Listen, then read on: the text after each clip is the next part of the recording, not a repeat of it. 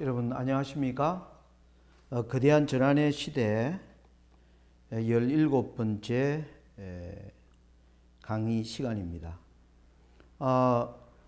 제가 16번째 강의를 하고 오늘 이때까지 오랜 몇 달 동안의 공백이 있었습니다.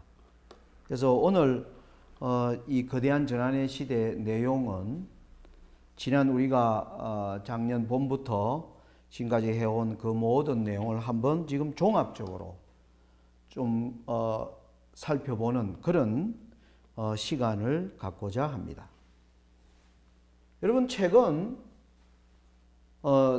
저에게 간혹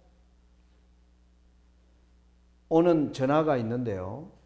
그것이 어떤 내용의 전화냐 하면 미국의 경제가 작년 연말부터 올해 미국의 경제가 성장에 돌입했다. 미국 경제가 다시 침체 국면에서 벗어나서 미국 경제가 나홀로 성장의 길을 걸어가고 있다는 뉴스가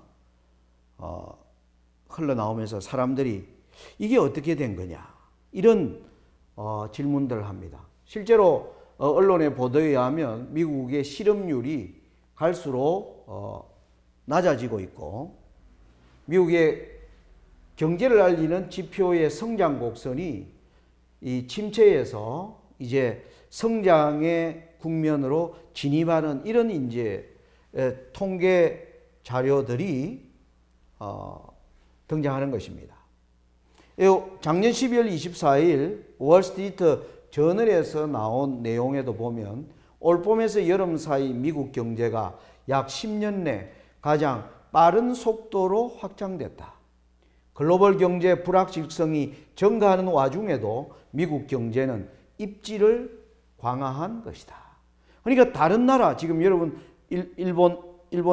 일본이라든지 유럽이나 이런 나라들은 지금 경제가 점점 악화되고 있고 우리 한국도 마찬가지죠. 그렇게 되고 있는데 그리고 중국도 성장의 기세가 지금 꺾였고 소련도 다시 요즘 유가나 이 모든 면에서 소련의 다시 국가 부도설이 나도는 등 이런 모든 나라들이 이제 지금 하향 곡선을 걷고 있는데 미국이 이렇게 성장하는 것을 어떻게 봐야 하는가? 여러분 여기 보면 유로존은 거의 성장이 없는 가운데 있는데 미국의 경제는 내려갔다가 지금 이제 한참 성장의 곡선을 끊고 있는 이걸 어떻게 봐야 하는가. 그러면서 저에게 하는 질문이 저는 지난 한 5년 전부터 미국발 금융위기의 2008년 리먼브라더 사태를 계기로 미국의 경제가 심각해지면서 미국의 국가가 부도난다고 하는 이런 부도설까지 2003년 10월에 있었고 실제로 미국 정부가 셧다운되는 이러한 상태 그리고 오바마 정부가 빚으로 엄청난 빚이 증가함으로 말미암아 이제 일부 예산을 시퀘스터 지금 2022년까지 현재 진행 중에 있습니다. 2013년부터 2015년도 지금 10년간 시퀘스터 상황 속에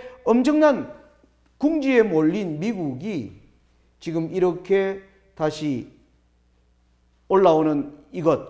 그래서 제가 지금까지 미국의 이러한 침체는 교황권의 시대를 이제 열기 위한 하나의 길이다라고 제가 이렇게 강의를 해왔는데 사람들이 미국 경제가 회복되니까 이제 그 예언을 잘못 짚은 것이 아니냐 이제 이런 질문을 해오는 분들이 간혹 있고요. 또 어떤 분들은 이걸 어떻게 봐야 하는가 이런 이제 질문들을 해오는 분들이 있습니다. 아마 이 ABN으로 공부하는 여러분들도 아마 이런 질문들을 마음속에 가지고 있을 수도 있다고 생각이 듭니다. 여러분 최근에 또 보면 유가가 엄청나게 하락하기 시작했습니다. 그래서 경제가 어려워지고 곳곳에서 실업자가 나오고 사회적 불안이 증가할 것이고 인플레가 올 것이라 이런 심리가 오히려 지금 인플레가 없고 디플레 유가까지 내려가는 이런 현상들을 사람들이 혼란스러워하고 있습니다. 자, 근데 유가가 내려가는데 여러분 여기 보시면 미국이 원유의 이 위에는 미국이 원유를 수입하는 것입니다. 미국이 원유 수입을 오히려 줄이고 미국이 엄청난 원유를 생산하는 산유국의 대열로 미국이 들어가게 되면서 유가가 곤두박질 치는, 그래서 오늘날 유가의 하락도 미국이 작용하고 있는 원인이라는 것을 우리는 볼 수가 있습니다. 그래서 미국의 영향력이 2008년 미국발 금융위기로 인하여 미국의 시대는 끝났다라고 우리가 생각해 왔는데 미국의 경제가 지금 호황을 보이고 있고 미국으로 말미암아 세계 유가 자체가 이 잡히는, 예전에 여러분 유가는 누가 유가를 결정했냐 하면 바로 아랍 동맹국들이 산유국 오펙으로 알려져 있죠. 그 산유국 동맹들이 유가를 결정했는데 이번에는 이러한 세계적 유가의 하락에 오펙이 아무런 힘을 쓰지 못하고 미국의 영향 아래 이런 일들이 일어나는 것을 보면서 미국의 영향력이 커지는 이러한 관계를 우리가 지금 연말에 보아왔다는 것입니다. 자, 그러면 이걸 우리가 이런 것을 어떻게 이해해야 하는가? 자, 제가 이제 지금 우리에게 일어나는 이러한 현상에 관하여 좀 이제 설명을 드리고자 합니다. 자, 여러분, 저는 계시록 17장이 보여주는 그림에 관하여 자주 여러분들에게 주안점을 두고 강의를 했습니다. 여러분, 하나님께서 우리가 다니엘과 계시록을 우리가 연결해서 연구하고 있는데 다니엘과 계시록에서 하나님을 대항하는 이 지상에서 올라오는 세력에 관하여 설명하고 있는 것은 다니엘 7장의 짐승으로 하나님께서 설명하고 있고, 그리고 계시록 13장에서 바다에서 올라오는 짐승으로 설명하고 계십니다. 그리고 또 짐승으로 설명하고 있는 것이 계시록 17장입니다. 그래서 저는 자주 우리 재림교회가 지금까지 다니엘 7장과 계시록 13장을 중심으로 이 세상의 역사의 변화를 연구해 왔는데 하나님께서는 계시록 17장의 비전을 우리에게 보여주신 것을 우리는 우리 시대에 어떻게 이해해야 하는가 하는 그러한 관점에 계시록 17장 강의를 거대한 전환의 시대를 통하여 여러 차례 강의한 것입니다. 그 내용을 저는 여러분들에게 그와 같이 설명했습니다. 다니엘 7장은 1798년 이전에 일어나는 5나라를 보여주고 있다라고 말씀을 드렸습니다. 우리는 그것이 사자로 표현된 바벨론, 그리고 곰으로 표현된 메데 바사, 페르시아, 그리고 그 이후에 표범으로 나온 헬라, 그리고 10뿔 가진 넷째 짐승인 로마, 그리고 10뿔에서 올라오는 작은 뿔인 교황권. 이것이 다니엘 7장이 보여준 바로 5개의 세력을 보여준 것이다. 그렇게 설명을 했고요. 계시록 13장은 뭘 보여주고 있냐면 1798년 이후에 세상 변화를 보여주는데, 여러분 계시록 13장에는 새 짐승이 등장합니다. 용이 등장하고 있고요. 바다에서 올라오는 짐승과 땅에서 올라오는 짐승의 세 종류가 계시록 13장에는 보여주고 있습니다. 용이 보면 계시록 13장 2절에 용이 바다에서 올라오는 짐승에게 그의 보좌와 능력과 권세를 용이 이 짐승에게 주었더라. 그렇게 얘기합니다. 그리고 또 땅에서 올라오는 짐승은 어린 양처럼 올라오는데 용처럼 말하더라 하면서 이 계시록 13장에는 용과 바다에서 올라오는 짐승과 땅에서 올라오는 짐승인데 우리는 이 땅에서 올라오는 짐승이 미국이며 바다에서 올라오는 짐승은 바로 다시 죽게 된 상처가 살아난 교황권이며 용은 사단이라고 하는 이 세 연합, 여기 계시록 13장에는 이 세 세력이 연합하는 장면이 보여집니다. 화이트부인도 마지막 악의 삼중연합을 얘기했습니다. 미국의 타락한 개신교회가 교황권과 손을 잡고 그리고 사단의 강신술과 손을 잡는 이 삼중연합을 하게 될 것을 얘기하는데 이 계시록 13장은 바로 사단과 교황권과 미국 이 모든 것을 세 세력을 보여주는데 이것은 바로 1798년 이후의 세상의 모습을 보여주고 다니엘서는 1798년 이전에 일어나는 세상을 이렇게 보여줬는데 계시록 17장은 바로 다니엘 7장과 계시록 13장을 합해서 보여줬다는 겁니다.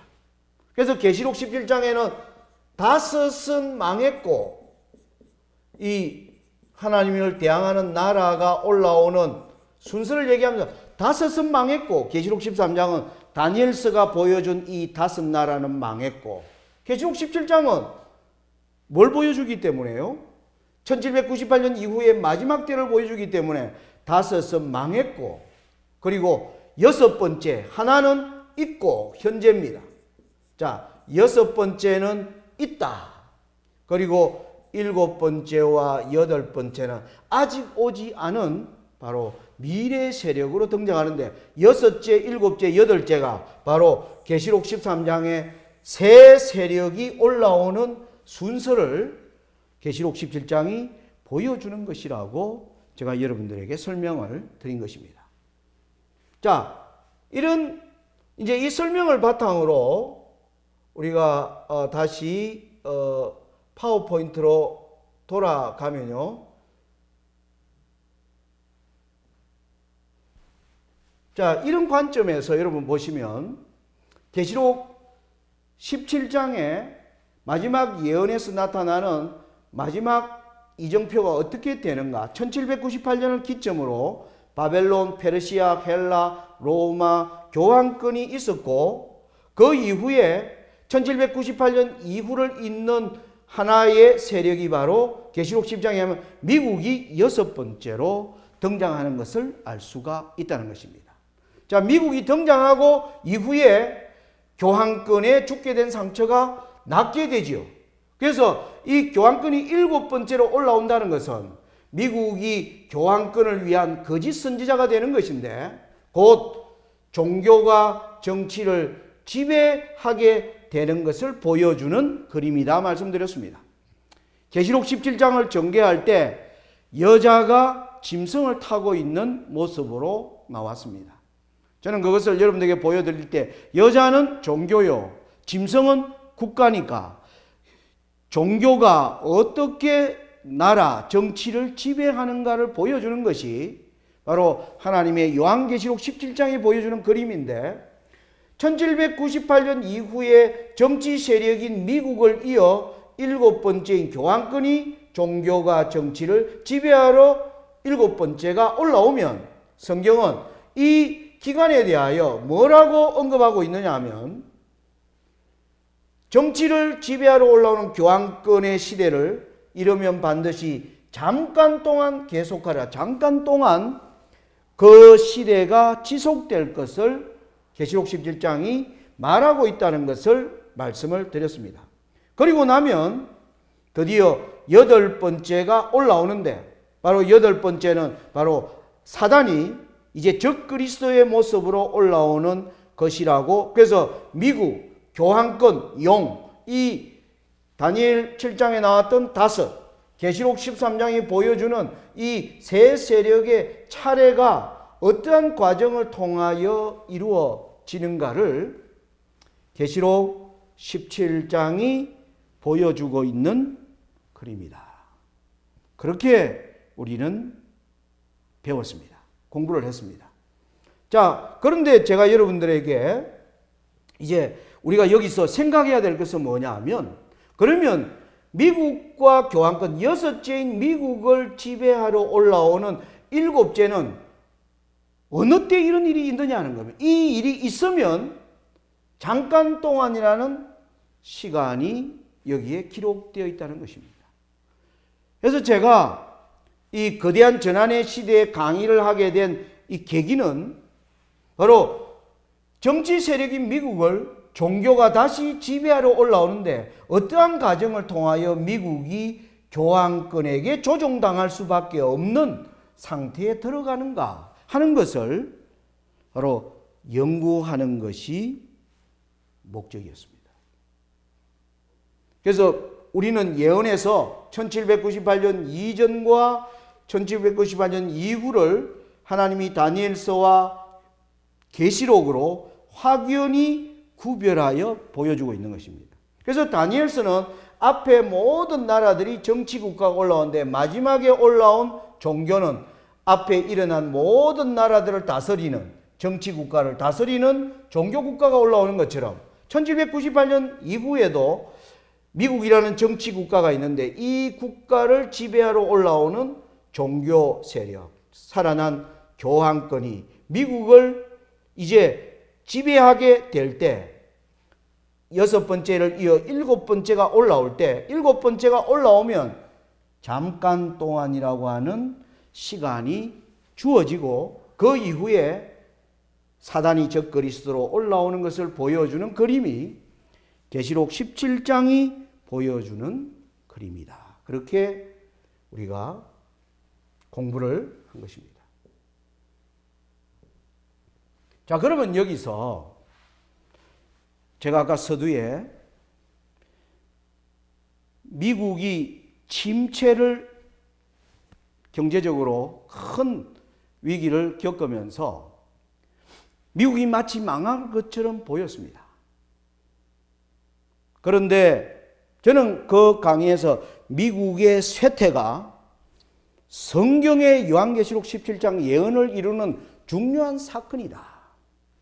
이제 이렇게 배운 사람들이 미국이 다시 지금 좋아서 올라오니까 이 쇠퇴가 아니고 다시 미국이 다시 살아나는 것을 어떻게 받아들여야 되는가가 지금 오늘 예언을 연구하는 저와 여러분들에게 중요한 과제가 되어 있는 것입니다. 자, 그걸 설명하기 앞서 제가 지금까지 강의한 내용을 여러분들이 이제 앞에 강의한 내용을 제가 다시 이제 줄여서 설명하면, 저는 여러분들에게 계속 이걸 설명했습니다. 종교가 정치를 어떻게 지배하는가가 바로 계시록이 보여주는 중요한 관건이라고 말씀드렸습니다. 왜? 여자가 짐승을 타고 있기 때문에. 그러면 마지막 시대의 종교 세력은 교황권입니다. 그리고 마지막 시대의 세계의 최강의 정치 세력은 바로 미국입니다. 자, 이런 관점에서 보면 계시록 17장에서 미국은 여섯 번째고 일곱 번째는 교황권이 됐는데, 그러면 여섯 번째인 미국을 지배하러 올라오는 교황권은 어떤 것을 통하여 미국을 자신의 손아귀에 넣게 되는가 하는 것이 지금 우리가 공부해야 될 중요한, 연구해야 될 중요한 과제라고 말씀을 드렸어요. 그것이 저는 바로 1798년 이후에 변화 가운데 가장 큰 변화가 뭐냐 하면 바로 경제가 보여준 변화였습니다. 여러분, 1798년 이전에 대부분의 사람들은 돈이 필요하지 않은 시대였습니다. 그들은 물물교환, 자급자족의 경제에서 오늘 우리는 모두가 사고 파는 하루도 상행위를 할 수 없이는 살 수 없는 이런 완전하게 바뀐 이 것인데, 교황권은 여러분 아시는 것처럼 군사력이 없습니다. 이전에 나라를 지배하는 방법은 군사력으로 지배했습니다. 여러분, 바벨론을 무너뜨린 페르시아는 군사력으로, 페르시아를 지배한 알렉산더도 군사력으로, 그리고 알렉산더가 죽은 이후에 이제 네 개로 갈라지고, 그리고 남방 프톨레미와 셀루쿠스, 이것을 지배한 로마도 군사력으로. 그런데 그 이후에 교황권이 올라올 때는 군사력으로 지배한 것이 아니라 종교로 그들을 지배했습니다. 그러면 미국을 지배하러 오는 이 교황권도 군사력으로 지배하는 것이 아닙니다. 그러면 무엇으로 지배하는가? 오늘날 상대를 제압하는 그것은 뭐냐? 바로 경제라는 것입니다. 그래서 성경이 경제를 얘기하고 있다는 것입니다. 제가 그 예로 여러 예를 들었습니다. 첫째, 계시록 13장에 마지막 짐승의 표와 관련하여 사람들의 매매를 하지 못하는 이런 일들이 기록되어 있고, 그리고 또 계시록 18장에 보면 마지막 큰 성 바벨론의 부의 몰락이 기록되어 있습니다. 그리고 여러분 또 야고보서 5장에 보면 마지막 때 부의 몰락이 야고보서에도 기록이 되어 나오고, 그리고 제가 여러분들에게 설교한 에스더스가 보여주는 그림이었습니다. 에스더스는 마지막 때 하나님을 섬기는 백성들을 죽이라고 하는 그 국가적 명령이 어떻게 내리는가를 보여주는 가장 중요한 사례가 에스더스였습니다. 거기에서 우리는 하만이 유대인을 멸하기 위하여 아수에로로 조서를 내리는 가운데서 본 에스더 3장에 보면 하만이 아수에로를 회유할 때 그에게 은 1만 달란트로, 바로 돈으로 그를 회유하는 장면을 우리는 에스더스에서 보고 있는 것입니다. 그리고 또 어떤 증거가 있을까요? 에스겔 여러분들이 27장에 보면, 에스겔 27장에 보면 사단으로 설명된 두로 왕이 거대한 배를 만들어서 거기에 모든 사람들이 이 배 안에 물건을 가지고 장사하러 들어오는, 그걸 통하여 그 배가 몰락하는 이러한 광경들을 보여주는 많은 예언들이 마지막 때 부와 관련된 이 내용들이 마지막 사건에 성경 곳곳에 등장한다는 겁니다. 또 하나 중요한 것이 다니엘서 11장 42절과 43절에 보면 마지막 때 북방왕인 교황권이 애굽의 금은과 모든 보물을 잡을 것이다. 경제력을 잡을 것이다.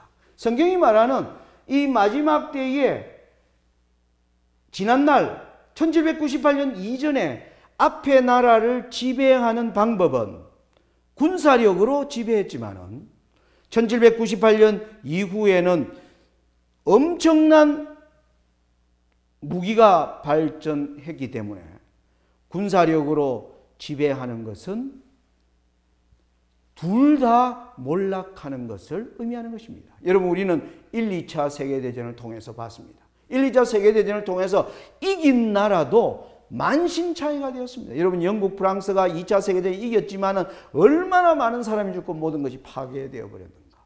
그래서 2차 세계대전을 치룬 세계는 더 이상 강대국 간에는 전쟁, 군사로 전쟁을 치르지 않았습니다. 우리는 1990년대에 소련과 동유럽이 그 거대한 군사 동맹체가 무너지는 것도 전쟁에 의하여 무너진 것이 아니라 바로 경제로 무너져 내린 것을 우리는 본 것입니다. 그래서 마지막 때에 저는 미국이라는 나라를 교황권이 정치 세력인 미국을 교황권이 지배하는 수단은 바로 경제를 통하여 이루어지는 것임을 성경적으로 이와 같은 내용을 따라 여러분들에게 말씀을 드린 것입니다. 그러면서 저는 여러분들에게 우리가 한 사건을 유의해 봐야 된다. 저는 바로 2008년 미국발 금융위기는 저와 여러분의 시대에 일어난 중요한 역사적 전환을 이루는 사건이었다는 것입니다. 왜 그러냐 하면 지난날 경제위기는 많이 있었습니다. 여러분 1997년 말에는 우리 한국을 비롯해서 아시아의 여러분 IMF로 대표되는 외환 엄청난 위기가 아시아를 휩쓸었습니다. 우리는 그 위에 아르헨티나 위기, 일본 위기, 그리고 또 영국, 스페인 위기, 수많은 위기들이 있어 왔는데 2008년 미국발 금융위기는 다른 위기와 다른 것이 뭐냐 하면 첫째, 미국의 중심에서 일어났다는 겁니다. 월스트리트에서 일어났습니다. 세계 경제의 중심에서 일어났습니다.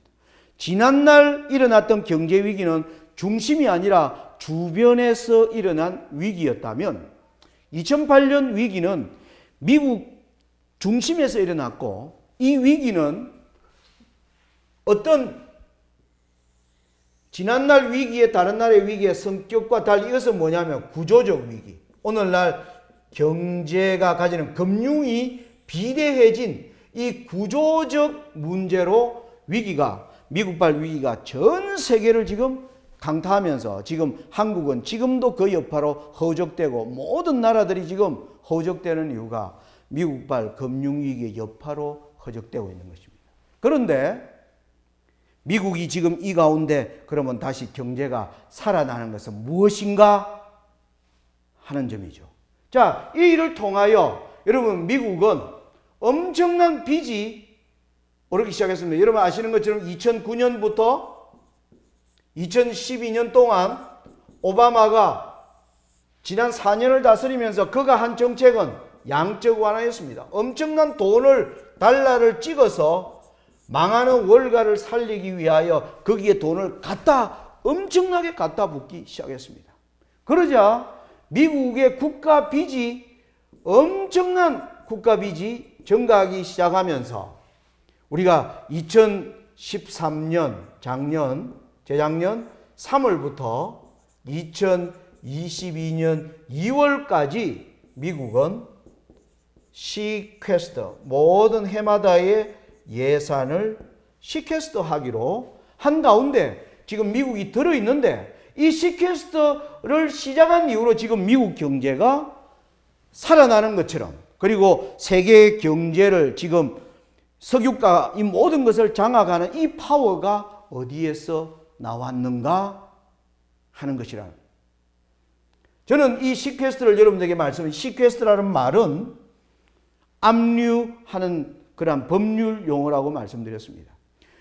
미국 정부가 빚이 많아지자 미국 정부의 가장 많은 채권을 가진 누군가가 미국의 행정부의 돈을 매년 일부씩 가져가는 지경에 이르렀다. 그것은 바로 미국이 빚더미 국가에서 누군가의 종이 되었다는 것을 보여주는 중요한 사건이라고 제가 여러분들에게 설명한 것입니다. 그것은 바로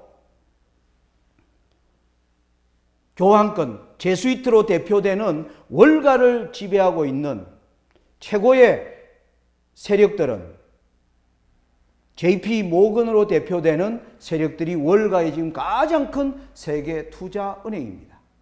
여러분 예수회에서 직접 만든 책입니다. 이것은 음모론의 책이 아닙니다. 예수회가 직접 발간한 위대한 기업, 위대한 리더십이라고 하는 그 책을 보면 JP 모건이 예수회가 1540년 이후 이그나티우스 로욜라가 예수회를 창설한 이래로 가장 뛰어난 기업으로 만든 것이 바로 JP 모건이라고 예수회 자신들이 스스로 밝히는 것을 보는데 미국의 월가를 장악한 이 모든 세력들이 미국 행정부를 이제 빚으로 압박에 들어가는 과정을 우리는 영적인 눈으로 이해할 수 있다라고 말씀을 드린 것입니다. 자, 그러면 이제 지금 미국이 빚으로 말미암아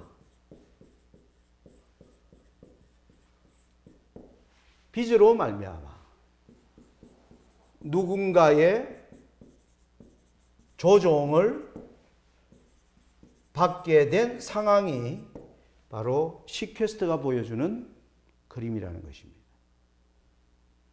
자, 그러면 우리는 이제 이것을 예언의 눈으로 돌이켜보면 계시록 17장에 보여주는 여섯째인 미국을 이어서 일곱째로 올라오는 그 교황권이 미국을 지배하는 게 어떠한 과정을 통하여 이루어지는가 하는 것을 볼 수가 있는 것입니다. 저는 여러분들에게 말씀드립니다. 이제 지금 현재 미국은 미국만이 아니라 미국과 교황권이 이제 한 배를 탄 한 운명의 공동체로 연합된 가운데서 지금 미국의 시대가 전개되고 있다는 것입니다. 그것은 그 말은 무슨 말이냐면 이전에 미국발 금융위기가 올 때의 미국은 그야말로 미국이었습니다. 지금 다시 경제가 회복되고 온 세계 석유 가격 질서를 잡으면서 올라오는 미국은 바로 교황권과 함께 한 운명체가 된 이 세력의 시대, 마치 여섯 번째인 미국을 이어서 일곱 번째가 올라와서 연합하면 반드시 잠깐 동안 일할이라고 하는 그 잠깐 동안의 시간 속에서 이루어지는 일이 지금 우리 시대에 보여주는 영적 그림이라고 하는 것을 저는 여러분들에게 말씀드리고자 하는 것입니다. 여러분, 제가 오늘 이런 말은 어떤 면에서 상당한 논란을 일으킬 수 있을 것이라 생각합니다. 왜냐하면 이러한 경제를 가지고 이러한 예언을 풀이하는 것에 대하여 아주 의심스러운 시선으로 보는 분들이 많이 있음을 제가 알고 있기 때문입니다. 그러나 저는 그것을 성경의 여러 가지 증거를 통하여 여러분들에게 보여드린 것입니다. 여러분, 여기서 우리가 또 하나의 증거를 여러분들에게 제가 좀 보여드린다면,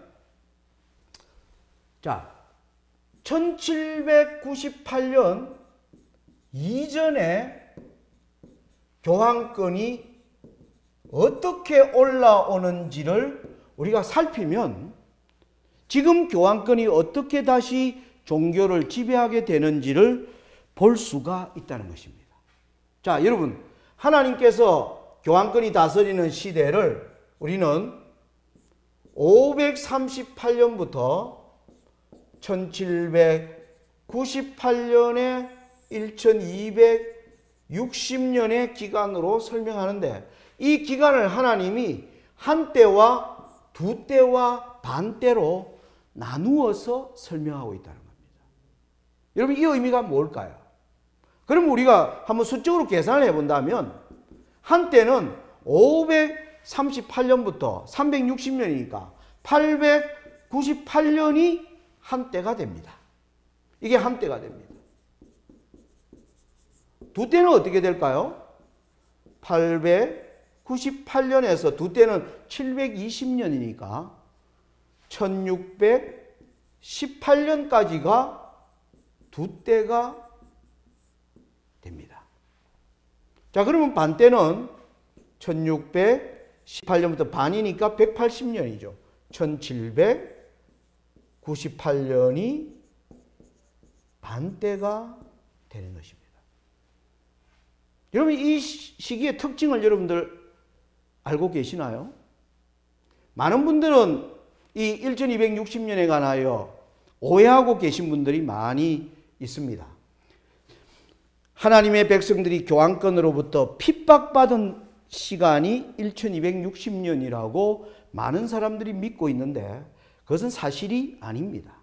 여러분들이 어떤 역사를 살펴봐도 538년에서 898년 사이에 교황권이 하나님의 참된 백성들을 핍박했다는 역사적 기록은 찾아보기가 어렵습니다.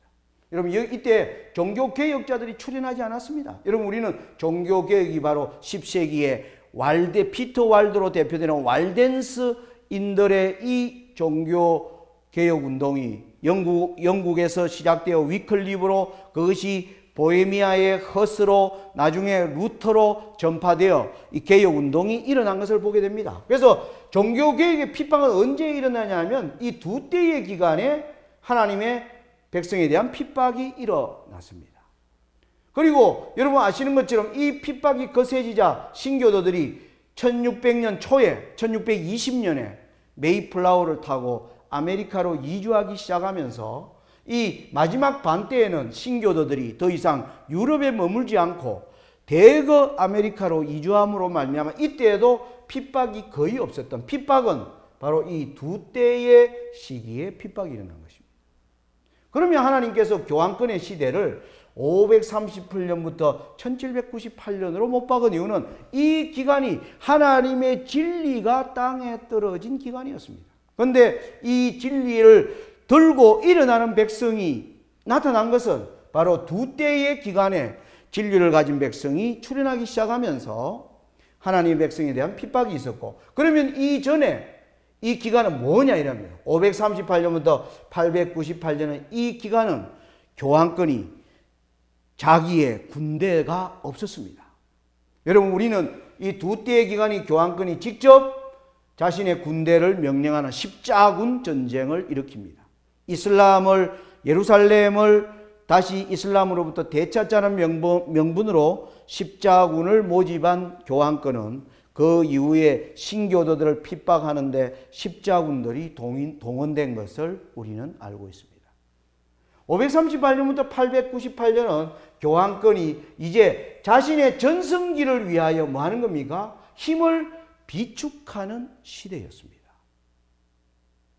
그런데 역사학자들은, 세상의 역사학자들은 오늘날 538년부터 898년을 교황권의 시대로 보지 않는 것입니다. 왜? 이때 교황은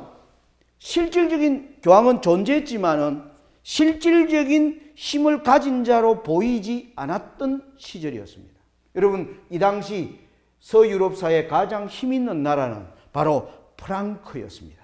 프랑크의 클로비스, 그 위에 프랑크의 샤를마뉴 대제, 이 칼 대제로 대표되는 이 모든 사람들이 바로 서유럽사의 가장 강한 나라였고 그들을 신성 로마 제국의 황제라고 역사는 부르고 있습니다. 그런데 우리는 이 538년부터 898년을 하나님께서는 여전히 교황권의 시대라고 하지만 역사학자들의 눈에는 이 시대의 교황권은 존재했지만은 교황권은 힘이 없는 존재였기 때문에 역사학자들은 이 시대를 교황권으로 받아들이기 어려워합니다. 주로 역사학자들에게는 중세시대의 교황권은 약 10세기부터 바로 이 시대를 역사는 여러분들의 자녀들이 보는 세계사 교과서를 보면 대부분의 역사책들이 10세기부터 교황권의 시대라고, 중세 암흑 시대라고 규정하는 것은 교황권의 전성기를 그들이 교황권의 시대로 보았지, 교황권이 힘 있는 자의 뒤에 숨어서 그들을 조종하면서 교황권이 자기의 힘을 키우던 시대를 세상은 눈여겨보지 않았던 것입니다. 이것이 바로 하나님이 한 때와 두 때와 교황권의 시대를 나누어서 교황권의 시대가 어떻게 그의 전성시대로 오는지를 우리에게 깨닫게 하시기 위하여 하나님이 한 때와 두 때와 반 때로 나누고 있는 것입니다. 자, 여러분 이 교황권의 성장 과정을 오늘 마지막 때로 우리가 가지고 오면 바로 그렇습니다. 교황권은 지금 자신의 전성시대를 위하여 뒤에서 미국을 조용히 조종하고 있는 것입니다. 그래서 이것은 예언의 눈으로 보지 아니하고 성경의 눈으로 보지 아니하면 우리는 그 감춰준 베일을 넘어서 실체를 볼 수가 없습니다. 우리의 눈에는 여전히 미국이 다시 세계 강자로 올라오는 것처럼 보이는 것입니다. 마치 국가 부도로 몰렸던 미국이, 그리고 빚으로 말미암아 시퀘스트까지 당한 미국이 어느 날 갑자기 경제가 회복되는 것처럼 세계의 지금 석유 질서를 미국이 통째 걸머쥐면서 다시 힘있게 올라오는 이 미국을 우리는 어떻게 이해해야 하는 것인가? 이것이 저는 2015년을 사는 하나님의 백성들에게 우리에게 던져진 예언적 과제입니다. 우리는 이 시대를 어떻게 이해하고 해석해야 하는가?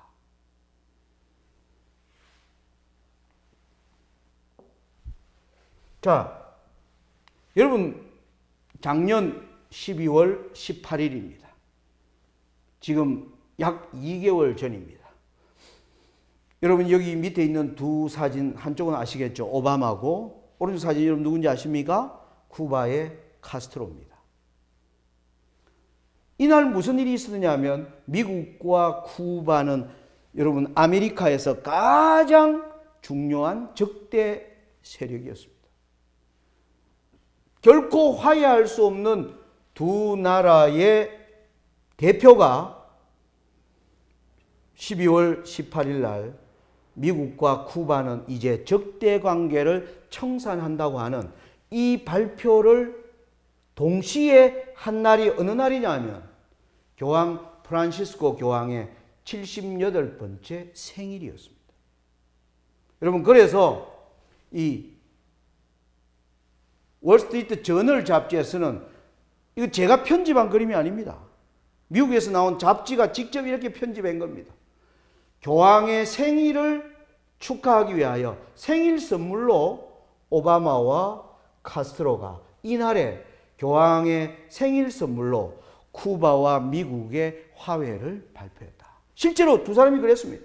쿠바와 미국이 화해하도록 누가 힘을 쏟았느냐 하면 교황청이 힘을 쏟았다라고 얘기했습니다. 여러분 우리는 이 아르헨티나 칠촌의 지금 프란치스코 교황은 지난날의 교황과 전혀 다른 기록을 가지고 있음을 압니다. 첫째, 그는 비유럽 출신, 아르헨티나, 남미, 아메리카 출신에서 교황이 처음으로 나온 것이고, 그리고 또 제수이트에서 교황이 최초로 나온 것입니다. 그러니까 지금 제수이트의 네트워크로 활동하고 있는 비밀스러운 조직들이 지금 활동하는 시대로 진입한 것을 보여주는 중요한 신호탄인 것입니다. 여러분 아메리카는 여러분 미국은 바로 북아메리카의 맹주입니다. 남아메리카에 미국을 주로 반대하던 나라는 두 나라였습니다. 베네수엘라와 쿠바에서. 근데 베네수엘라의 그 대통령이 갑자기 암으로 차베스가 죽으면서 베네수엘라도 이제 반미에서 벗어났고 쿠바까지도 이제 미국과 친미로 가면 됩니다. 아메리카 전체가 교황은 남아메리카 출신, 미국은 북아메리카의 맹주로서 모든 아메리카를, 전 아메리카를 이제 교황권의 발 아래 만들어 놓는 시대를 우리가 지금 보는 것입니다. 자, 그러면서 여러분 최근에 또 보십시오. 최근에 지금 국제 뉴스를 지금 가장 뜨겁게 하는 뉴스는 바로 IS 문제입니다. IS가 이슬람 국가 가운데 극단적 테러 세력으로 부상하기 시작하면서 지금 IS를 치기 위하여 지금 요르단, 아랍에미레이트 이런 나라들이 미국과 손을 잡고 이슬람이 이슬람을 치는 시대로 지금 들어간 것입니다. 여러분 예전에 이슬람 자기들끼리 싸운 적이 있습니다. 시아파와 순니파로 나누어졌어. 그런데 이번에 이 IS 문제는 IS를 치는 데 있어서 그 이슬람 세력이 자신들의 이슬람 극단 세력을 치는데 그들의 힘이 부족해서 미국이 이들과 연합하여 함께 미국 및 아랍권 파트너 국가 군대가 창설되는 것입니다. 여러분 이슬람이 드디어 정말 이슬람까지도 지금 미국과 교황권의 대열 아래로 들어오는 것을 보는 것입니다. 서두에 말씀드렸죠. 석유 가격을 이슬람이 스스로 통제하지 못하는 이 이슬람의 지금 자중질환은 바로 어디에서 비롯된 것입니까? 지금 여러분 우리는 예언적으로 굉장히 중요한 고비를 통과하고 있습니다. 저는 여러분들에게 다니엘 11장 40절부터 45절을 말씀드릴 때 북방왕의 시대가 오면 북방왕이 열국의 그 손을 펴면서 애굽의 금은과 모든 보물, 세상의 경제를 하나의 자기의 체제 안에 가두면서 리비아와 구스 사람이 모두가 그의 종이 되는 것을 여러분들과 공부를 했습니다. 여러분 이 예언들이 지금 신속하게 성취되는 것을 보는 때에 저와 여러분이 살고 있다는 것입니다. 저는 다음 시간부터 이제 거대한 전환의 시대는 요한계시록에 나오는 인봉된 두루마리가 하나님의 보좌에 앉으신 분의 오른손에 있는 그 두루마리가 무언가를 밝히고 그걸 통하여 7 나팔을 공부하게 되면 오늘 우리 시대를 이해할 수 있는 더 큰 지평이 열리는 것을 보게 될 것입니다. 그것을 이제 우리가 이후에는 공부하게 되는데 오늘 지난날 우리가 공부한 모든 내용을 요약하면서 지금 저와 여러분 2015년 벽두에 벌어지고 있는 전 세계는 지금 계속 경제적 수렁으로 들어가고 있는데 미국은 홀로 지금 상승 곡선을 꺾고 있는, 그리고 세계 석유가를 잡고 이슬람이 미국과 동맹을 맺어서 군대를 만드는 이 놀라운 역사의 현장을 우리는 지금 예언의 눈으로 어떻게 이해하고 받아들여야 될 것인가 하는 것입니다. 그것이 바로 요한계시록 17장이 보여주는 그림이었다는 것입니다. 요한계시록 17장은 6째 세력인 정치 세력인 미국을 7째인 교황권이 미국을 지배하는데, 여러분 계시록 17장에는 이 교황권의 엄녀의 이마에 이름이 기록되었는데 비밀이라 이렇게 기록하고 있어요. 비밀이라는 말은 비밀스럽게 세상 사람들이 알지 못하게, 성경은 얘기해 하나님의 생명책에 농명되지 못한 자들은 이 짐승을 보고 기이 여기리라. 이 말씀은 예언적 눈으로 이 교황권의 활동을 보지 못하면 우리는 오늘 우리 시대에 일어나는 이 의미를 바르게 이해하지 못한다는 것입니다. 저는 오늘 이 거대한 전환의 시대 17번째 강의를 지난날의 내용을 요약하면서 마치겠습니다. 그래서 저는 여러분들이 제가 오늘 요약한 이러한 내용을 가지고 여러분들이 한번 겸허한 마음으로 여러분들이 그것을 숙고해 보시기를 간절히 바랍니다. 그리고 또 제가 혹 지나치게 과장해서 보거나 또 혹 지나치게 하나의 측면에서 삐뚤어지게 본 것이 있다면 여러분들이 언제든지 또 말씀해 주시며 피드백을 주시면 저도 저의 공부하는 이 모든 것들을 다시 볼 수 있는 그런 계기를 여러분들과 함께 가지게 되기를 간절히 바랍니다. 제가 오늘 여러분들에게 이러한 중요한 지금 주제를 던진 것은 오늘 우리 시대를 하나님의 예언의 눈으로 우리는 어떻게 해석해야 하는가, 이 문제 앞에 우리 모두가 지금 이끌림 받고 있다는 것을 여러분들 아시고 함께 주님의 예언의 말씀으로 돌아가서 이전에 하나님께서 이 재림교회에 주신 충만한 예언의 영을 받아서 이 시대를 준비하는 지혜로운 하나님의 백성이 되기를 간절히 바라면서 말씀을 마치겠습니다. 감사합니다.